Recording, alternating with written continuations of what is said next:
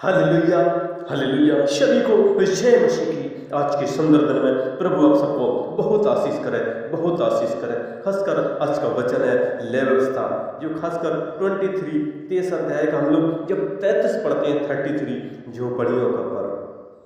क्योंकि परमेश्वर ने मूसा से कहा था इस्राएलियों से कहे कि उसी 7वें महीने के 15 दिन से 7 दिन तक यहोवा के लिए झोपड़ियों का पर्व रहा करें। पहले दिन पवित्र सभा हो, उसमें परिश्रम का कोई काम न करना। 7वां दिन परमेश्वर को हव्य चढ़ाना करना। फिर 8वें दिन तुम्हारी पवित्र सभा हो और परमेश्वर के लिए हव्य चढ़ाना, ये महासभा का दिन है और उसमें परिश्रम का कोई काम न करना। क्योंकि परमेश्वर ने कुछ बताए थे नियम। इसमें परमेश्वर को होम बलि, अन्न बलि, मेल बलि, अर्घ नियत समय पर चढ़ाया करना और मेरे विश्राम दिनों को मानना।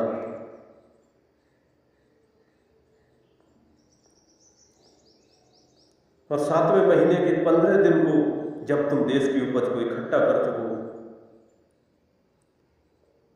तब 7 दिन तक परमेश्वर का पर्व माना।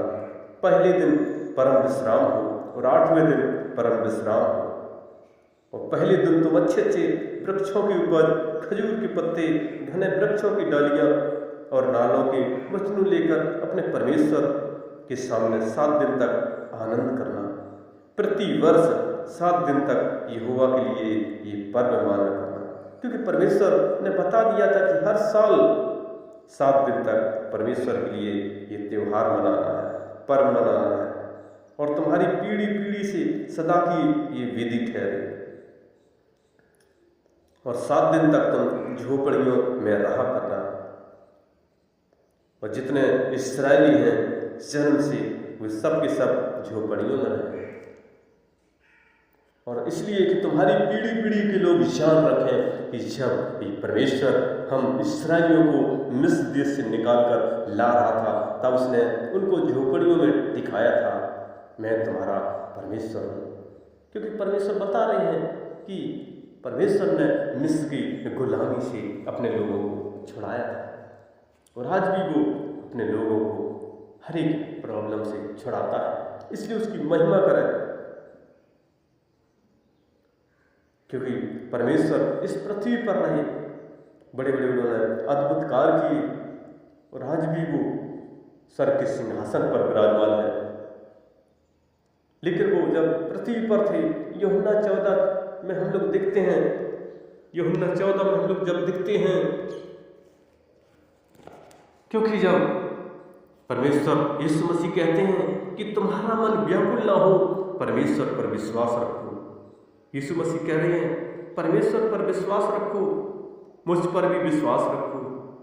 मेरे पिता के घर में बहुत से रहने के स्थान हैं, यदि ना होती तो मैं तुमसे कह देता, क्योंकि मैं तुम्हारे लिए जगह तैयार करने जाता हूँ।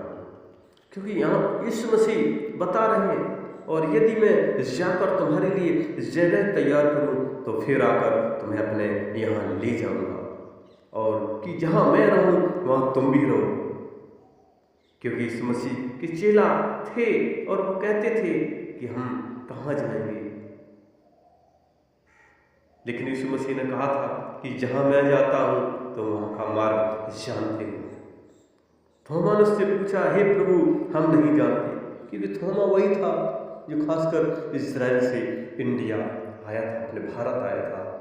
और सबसे पहले वो चेन्नई, केरल, तमिलनाडु, कन्याकुमारी उधर उसने प्रचार किया और चेन्नई में उसका वहाँ पर कब्र भी बनाया, मद्रास में।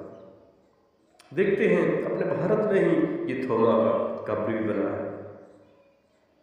वही थोमा यीशु मसीह से पूछ रहा कि हे प्रभु हम नहीं जानते कि तू कहाँ जा रहा है, तू मार्ग कैसे जाने। यीशु ने उससे कहा था कि मैं ही मार्ग और सत्य और जीवन, बिना मेरे द्वारा कोई पिता के पास नहीं पहुंच सकता, कोई स्वर्ग नहीं पहुंच सकता बिना यीशु मसीह के द्वारा।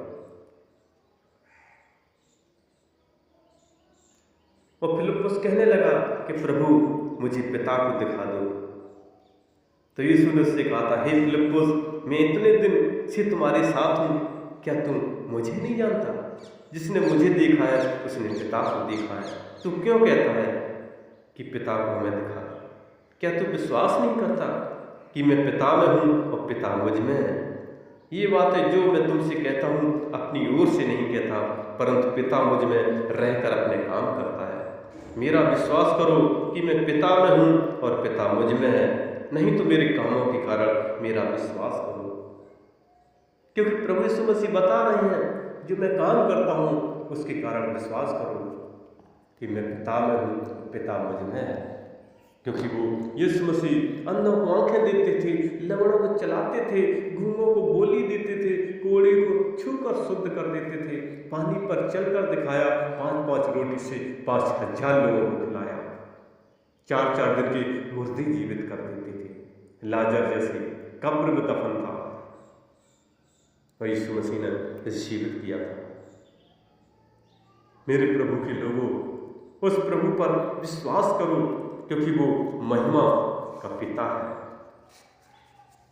क्योंकि उसने हमें मिस्र की गुलामी से छुड़ाया है। जो खासकर हम लोग झोपड़ियों का पर्व देखते हैं, जो पुराने नियम में, कि हमें उसने मिस्र की गुलामी से छुड़ाया है, हर एक बंधन से छुड़ाया है।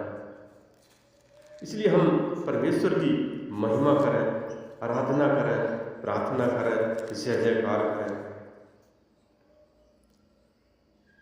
क्योंकि हम सब परमेश्वर के जन हैं। उसने कहा भी था यीशु मसीह ने कि हे बोझ से दबे थके लोगों, मत्ती 11:28 में भी परमेश्वर का वचन कहता है कि हे बोझ से दबे थके लोगों, मेरे पास आओ, मैं विश्राम दूंगा, मेरा जीवा सहज और हल्का है, उठा लो। वो कहते थे कि मेरे रास्ते पर चलो, मेरा रास्ता सकरा मार्ग है, लेकिन उस पर कम ही लोग जाते हैं, क्योंकि उसमें सच्चाई पर चलना पड़ता है, नम्रता से रहना पड़ता है, दीनता से रहना पड़ता है, प्रेम करना है, भलाई, नम्रता, संयम, विश्वास, धीरज रखना है, क्योंकि यीशु मसीह इस संसार में दिखा दिया और वो हर किसी के लिए तैयार रहते थे, मदद करते थे, क्योंकि यीशु मसीह मददगार है। क्योंकि हम लोग जब लूका 9 अध्याय का जब हम लोग 54-55 पढ़ते हैं, क्योंकि उनके चेले थे यीशु मसीह के, और वो सामरिया में पहुंचे थे और वहां के लोग उनको उतरने नहीं देते थे। जो उन्होंने लोग भेजे थे, अपने दूत भेजे थे, तो ये देखकर उसके चेले याकूब और यूहन्ना ने कहा, हे प्रभु, क्या तू चाहता है कि हम आज्ञा दें कि आकाश से आग गिरकर उन्हें भस्म कर दे?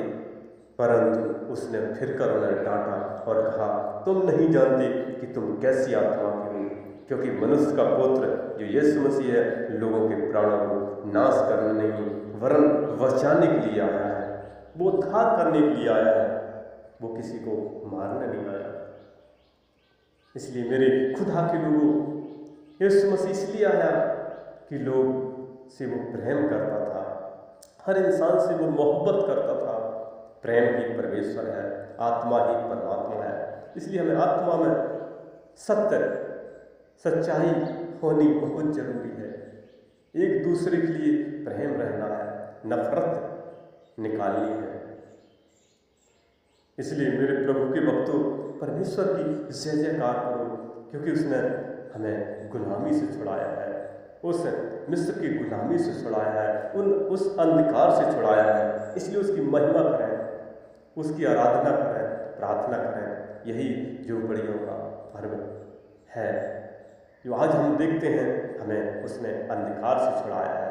उसकी स्तुति करें, उसकी प्रशंसा करें, उसका धन्यवाद करें। 6 दिन काम, 1 दिन आराधना करें, स्तुति प्रशंसा करें, उसके भवन में जाएं, उसका वचन यही कहता है, वो स्वर्ग से देखता रहता है कब बच्चे मेरे प्रार्थना करते हैं, वो सुनकर हाँ और आमीन में उत्तर देता है, और उस पृथ्वी पर भी संभालेगा।